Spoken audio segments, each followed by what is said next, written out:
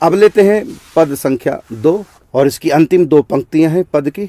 नमो नमो नित परिकर पद रज ताप हरहि जिमि चंदन, नमो नमो सुख सार युगल वर करुण दास पद वंदन। तो नमो नमो, नमस्कार, बार बार नमस्ते नमस्ते किसको? नित परिकर।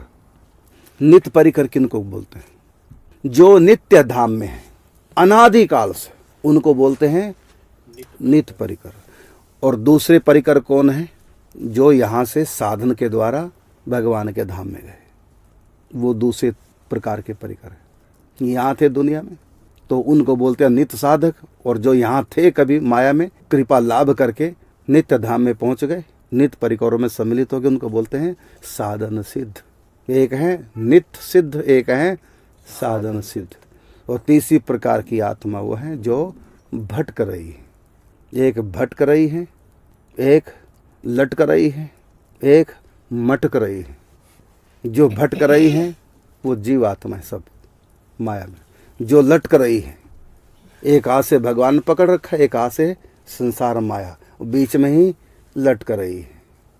भजन भी कर लेते हैं, संसार की सुख भी ले लेते हैं, निंदा चुगली भी कर लेते हैं, स्तुतियाँ भी कर लेते हैं, भक्ति पूजा पाठ भी कर लेते हैं, लड़ाई झगड़े भी कर लेते हैं। ये बीच में लटके हैं। तो एक आत्मा भटक रही है, एक आत्मा लटक रही है, और एक आत्मा मटक रही है, अर्थात मौज मस्ती ले रही है, नाच रही है, गा रही है को नित्य परिकर भगवान के। तो यहाँ वंदना नित्य परिकरों की क्यों की गई? क्योंकि यहाँ तो चर्चा चल रही है वर्तमान के वृंदावन की, न कि वो नित्य निकुंज जो सखी भाव से प्रकट हो। लेकिन यहाँ पर कौन सी वृंदावन की चर्चा चल रही है? वर्तमान का वृंदावन। तो वर्तमान में तो नित्य परिकर नहीं होते। इसका उत्तर क्या है? ये बड़े राज की बात है। यहाँ कितने संत हैं जिनके भीतर नित्य परिकर आए हुए हैं। जैसे पूज्य श्री राधा बाबा में कौन? मंजू श्यामा सखी। पूज्य श्री बालकृष्ण दास जी में कौन? अली नाम की सखी। पूज्य श्री ठाकुर घनश्याम दास जी में कौन? रूप मंजरी। पूज्य श्री पंडित जी में कौन? यशोदा जी। ग्वारे बाबा में कौन? श्री दामा सखा। तो यहाँ भी संतों में नित्य परिकर निकुंज के भी हैं, गोलोक धाम के भी हैं, साकेत धाम के भी हैं, शिवलोक के भी हैं, मणिद्वीप के भी हैं। जितने भी नित्य धाम हैं पंच परमेश्वर के, उन सब के परिकर इस दुनिया में भी रहते हैं। सच्चे जो साधक हैं उनके भीतर प्रकट रहते हैं, उनकी आत्मा में अपने अंदर लीन कर लेते हैं उनकी आत्मा को। मतलब सिद्ध महापुरुष, वो संसार में रहकर भी नित्य निकुंज में वो दोहरा जीवन जीते हैं। एक तो माया वाला जीवन जीते हैं, और जब वो अकेले होते हैं एकांत में तो आंखें बंद, तो अपने सहज स्वरूप में। इसलिए कहा ना कि मम दर्शन फल परम अनूपा, जीव पावही निज सहज स्वरूपा। रामायण में कहा ना गोस्वामी तुलसीदास ने, राम जी कहते हैं मम दर्शन फल परम अनूपा, जीव पावही निज निज सहज स्वरूप, निज रूप। अर्थात जो नित्य परिकर है, निज परिकर और नित्य परिकर, तो साधन से जो सिद्ध हो जाता है उसके अंदर आ जाते हैं। तो जब वो अकेले में होते हैं तो मेले में होते हैं, और जब वो संसार के मेले झमेले में होते हैं तो उस समय वो अकेले होते हैं। तो ऐसे सिद्ध संत संसार के मेले में अकेले हैं, और अकेले में उनके मेले हैं। मेले का मतलब राधा नाचे, कृष्ण नाचे, नाचे गोपी जन, मन मेरा बन गया सखीरी पावन वृंदावन। मेरा तन और मन बन गया वृंदावन। आज भी ब्रज भूमि में कितने निज परिकर हैं, सखियां भी हैं, सखा भी हैं, यशोदा भी है, नंद बाबा भी हैं। एक रूप से निज लोक में नित्य धाम में, और एक रूप से वो यहाँ भी। कहते दो दो रूप कैसे बन जाएंगे? तो भागवत जी में देखिए, भगवान श्री कृष्ण जब जनकपुर जाते हैं तो ब्राह्मण के घर भी गए और राजा के यहाँ भी गए। तो श्री कृष्ण दो दो बन गए, कृष्ण तो दो दो बने ही, द्वारकाधीश तो दो दो बन ही गए, सुखदेव भी दो बन गए, और जो संत थे वो भी सब दो दो बन गए। तो एक कृष्ण जो ब्राह्मण के घर गए उनके साथ थे, जो संत वही संत उसी समय जब राजा के यहाँ गए तो उनके यहाँ भी वही संत थे। भगवान ने भी दो दो रूप बना लिए और उन संतों ने सब ने अपने दो दो रूप बना लिए। इस प्रकार जब यहाँ संतों की स्थिति है, एक रूप से अपनी कुटिया में बैठे हैं पूज्य श्री राधे बाबा, और एक रूप से रुक्मिणी बाई के यहाँ जहाँ चिता संस्कार उसके पति का हो रहा था वहाँ पहुँच गए। ये नहीं कि यहाँ अंतर्धान हुए।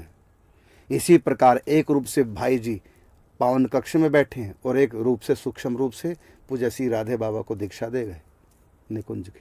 तो संत कई कई रूप बना लेते हैं, कई कई रूपों में दर्शन दे सकते हैं।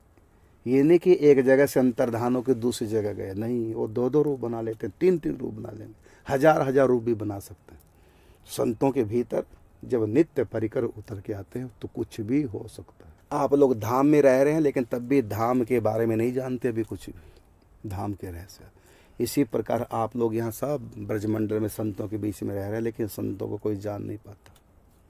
जब श्री अग्र देवाचार्य जी ने पूज्य श्री नाभा जी को कहा कि संतों का भक्तों का चरित्र लिखो, तो नाभा जी ने क्या कहा, गुरुदेव राम कृष्ण का कहो तो मैं चरित्र लिख सकता हूँ लेकिन संतों का भक्तों का नहीं। तो भगवान से भी दुर्लभ है ये संत, इनको जानना बड़ा कठिन, कठिन नहीं असंभव।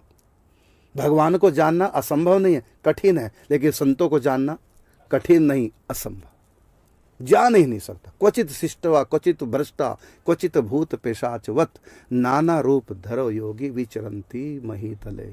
इस धरती पे ऐसे ऐसे सिद्ध महापुरुष हैं, भ्रष्ट जैसे लगते हैं, जैसे भ्रष्ट हैं।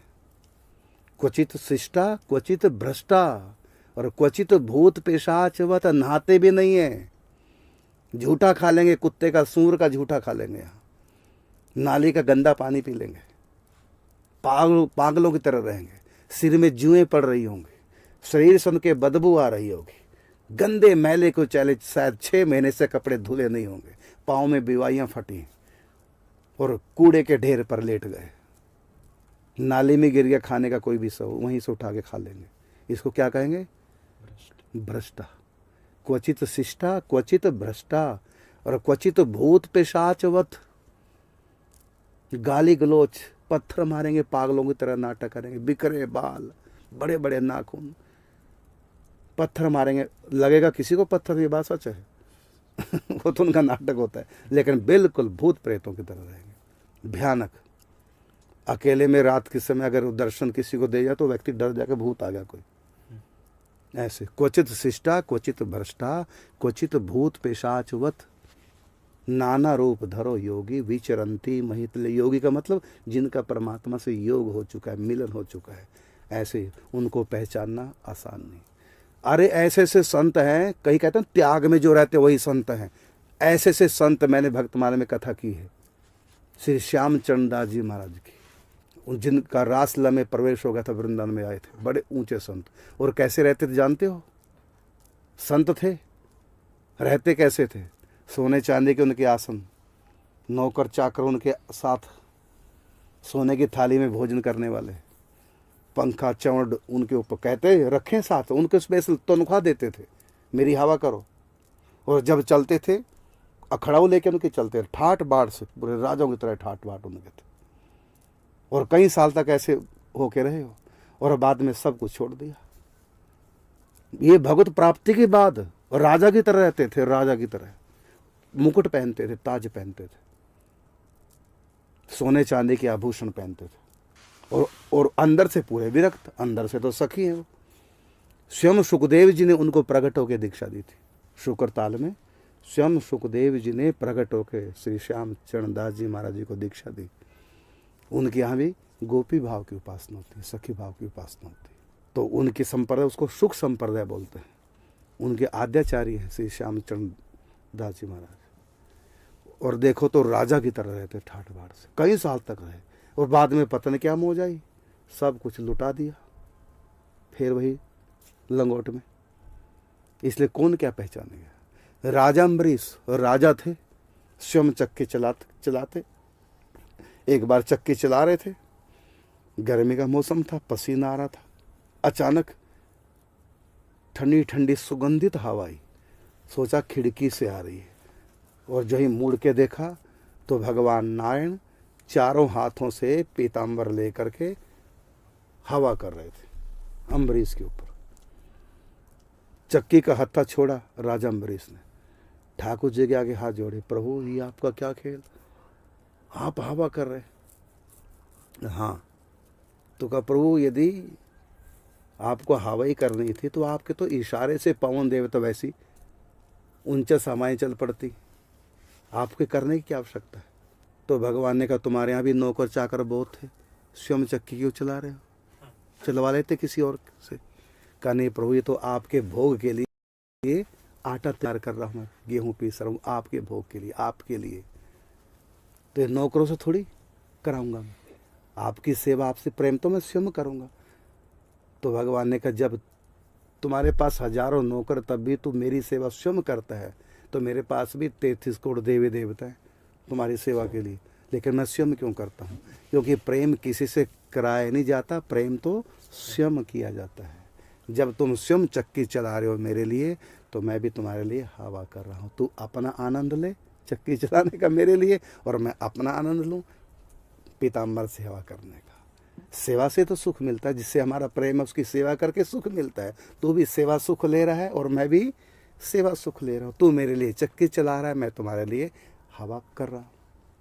तो राजा होकर भी वो पूर्ण विरक्त संत हैं, और एक नहीं कई रानियां थी उनकी और संतानें थी उनकी, पूरा हरा भरा परिवार था, इतने बड़े राजा थे।